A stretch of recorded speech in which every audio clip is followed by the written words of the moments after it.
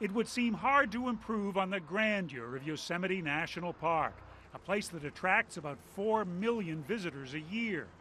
But for 3 years, one of the park's natural wonders has been closed to the public while it underwent a makeover to provide a better view of giant sequoias, trees that can grow more than 250 feet tall.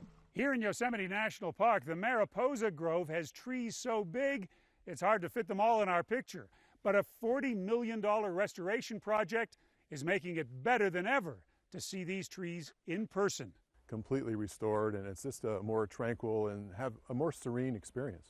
Frank Dean is president of the Yosemite Conservancy, a nonprofit that raised $20 million for the restoration of the grove. The National Park Service put in another $20 million. How is this different than what was here 4 years ago?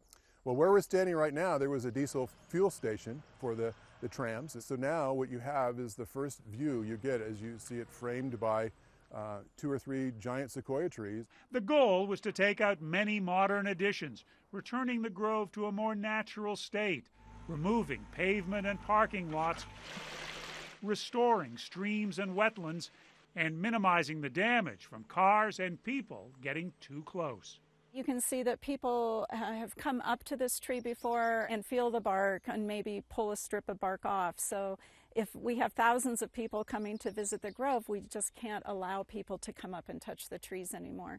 Sue Beatty, a restoration ecologist with the National Park Service, helped plan the makeover, including new fences to protect the tree's bark from too many hands and raised walkways to protect the roots from too many feet.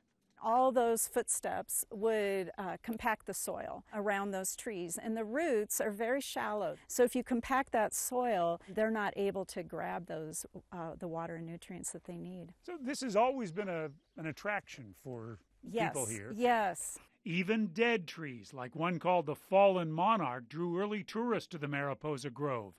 President William Howard Taft rode a buggy through the California tunnel tree.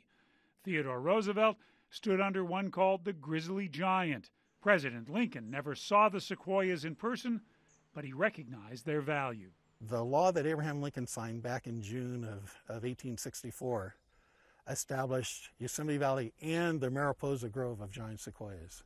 So even back in the midst of our country's Civil War, we realized that America, maybe even the world, would be a better place if Yosemite Valley and the Mariposa Grove was protected. The latest steps in that protection were being completed just in time for today's ribbon cutting.